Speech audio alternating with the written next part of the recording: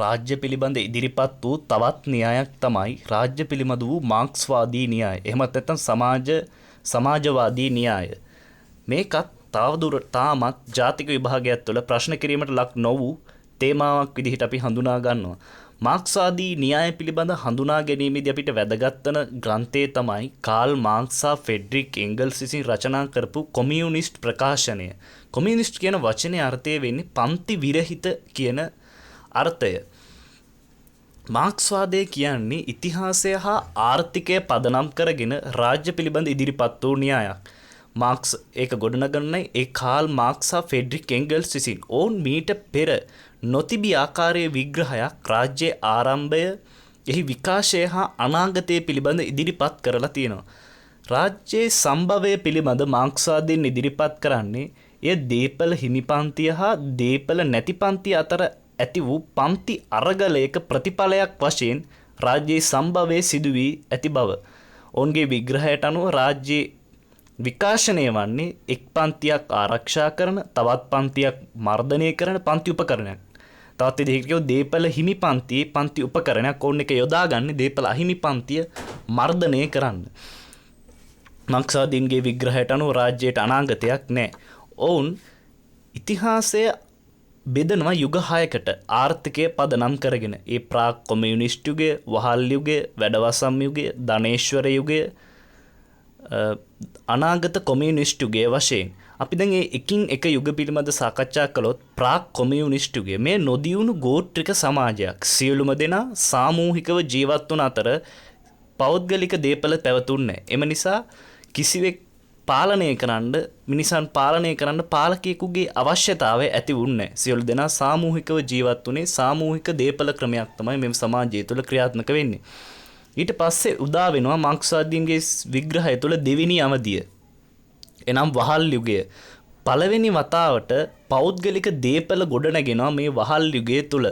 එහිදී දේපල හිමිපන්තිය වහල් හිමියන් ලෙසත්, දේපල අහිමි පන්තිය වහලුන් ලෙසත් නම් වෙන අතර මෙහිදී දේපල සම්බන්ධයෙන් වහලුන් හා වහල් හිමියන් අතර ගැටුම් ඇති වෙනවා.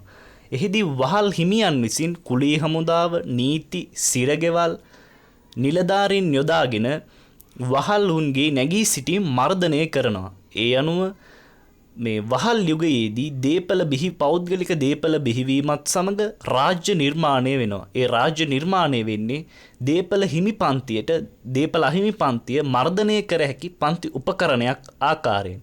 වහල් යුගයේදී ඇතිවෙච්ච මෙම ගැටලුත් එක්ක වහල් යුගයේ බිඳ වැටිලා ඉන්පසු එළඹෙන්නේ වැඩවසම් යුගය. එහිදී දේපල ලෙස සලකන්නේ නින්දගම්. එහෙමත් නැත්නම් ඉඩම්. නින්දගම් හෙවත් ඉඩම් ඇති පන්තිය අපි හඳුනා ගන්නවා රදලයන්. ඉඩම් අහිමි පන්තිය ප්‍රවේණිදාසයන් වන අතර මෙම පිරිස අතරත් දේපල සම්බන්ධයෙන් ගැටුම් ඇති වෙනවා. එහිදීත් රාජ්‍ය පදනම් කරගෙන රදලයන් විසින් ප්‍රවේණිදාසයන් මර්ධනය කරනවා. මාක්ස්වාදීන්ගේ ඊළඟ අවස්ථාව වෙන්නේ ධනේශ්වර යුගය. මෙම යුගයේදී දේපල විදිහට සලකන්නේ ප්‍රාග්ධනය. ප්‍රාග්ධනය හිමි පන්තිය ධනපති පන්තිය වන අතර ප්‍රාග්ධනය අහිමි පන්තිය නිර්ධන පන්තිය බවට පත් වෙනවා. දේපල සම්බන්ධයෙන් මේ අය අතරත් ගැටුම් ඇති වෙන අතර ධනපති පන්තිය නිර්ධන පාන්තික කම්කරුවන්ගේ ශ්‍රමය සූරා කනවා. එතකොට මාක්ස්වාදීන්ගේ විග්‍රහය තුළ රාජ්‍ය ආරම්භ වූ වහල් යුගය, ඉන්පසු එළඹෙන වැඩවසම් යුගය, ධනේශ්වර යුගය, මේ හැම යුගයකම රාජ්‍ය ක්‍රියාත්මක වෙලා තියෙන්නේ එක් පන්තියක් ආරක්ෂා කරන, තවත් පන්තියක් මර්ධනය කරන පන්ති උපකරණයක් වශයෙන්. මාක්ස්වාදීන් විග්‍රහය තුළ ප්‍රකාශ කරන්නේ රාජ්‍ය විකාශනය දේපල හිමි පන්තිය පන්ති උපකරණයක් ලෙස රාජ්‍ය ක්‍රියාත්මක වෙලා තියෙන බව ඔවුන් පැහැදිලි කරන්න යන්නේ නිසා. ඊළඟට උදා වෙනවා සමාජවාදී යුගය.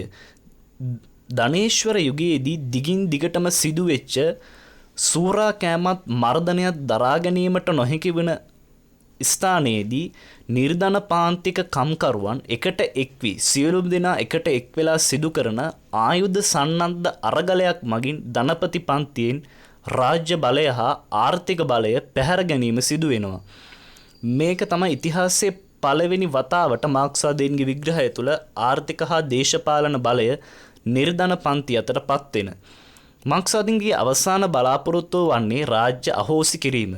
නමුත් ප්‍රතිවිප්ලවය මර්ධනය කිරීමට මෙහිදී ප්‍රතිවිප්ලවය කියලා හඳුනාගන්නේ දැන් නිර්ධන පන්තිය අතට දේශපාලන ආර්ථික බලය ලැබුණට පස්සේ ධනපති පන්තිය විසිනුත් නැවත විප්ලවයක් දියත් කරා වී යන විශ්වාසය. නැත්නම් ඔවුන් විසින් දියත් කරන්නා වූ විප්ලවය. එය මර්ධනය කිරීමට තමයි ඒ ක්‍රියාවලිය අපි කියන ප්‍රතිවිප්ලවය මර්ධනය කිරීමට තමයි මාක්ස්වාදීන් රාජ්‍ය තවදුරටත් පවත්වාගෙන යන්නේ. මේ ආකාරයට ප්‍රතිවිප්ලවය මර්ධනය කිරීම, ඒ වගේම පෞද්ගලික සියලුම පෞද්ගලික දේපල පොදු දේපල බවට පත් කිරීමෙන් අනතුරුව උදා වෙනවා අනාගත කොමියුනිස්ට් යුගය. මාක්ස්වාදීන්ගේ විග්‍රහයේ අවසාන යුගය වෙන්නේ අනාගත කොමියුනිස්ට් යුගය.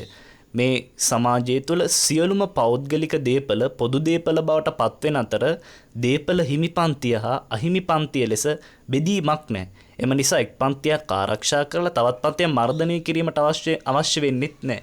එම தත්ත්වය තුළ මාක්ස්වාදීන් පෙන්වා දෙනවා අනාගත කොමියුනිස්ට් යුගයේදී රාජ්‍ය අහෝසි වන බව.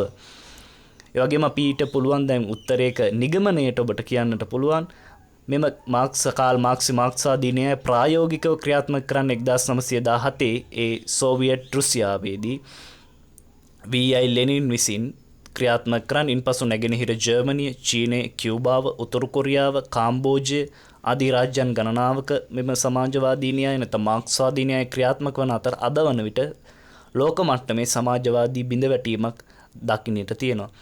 අපි සමස්තයක් වශයෙන් ගත්තොත් ආර්ථිකය හා ඉතිහාසය පදනම් කරගෙන මාක්ස් මේ විග්‍රහය ඉදිරිපත් කරන්න. මෙහිදී ඔබට කෙටි ප්‍රශ්නවලදී වැදගත් වෙන්න වෙනවා මේ කෘති පිළිබඳව. කොමියුනිස්ට් ප්‍රකාශනය මෙහි කට්ටුන් වෙන්නේ කාල් මාක්ස් හා ෆ්‍රෙඩරික් එන්ගල්ස්.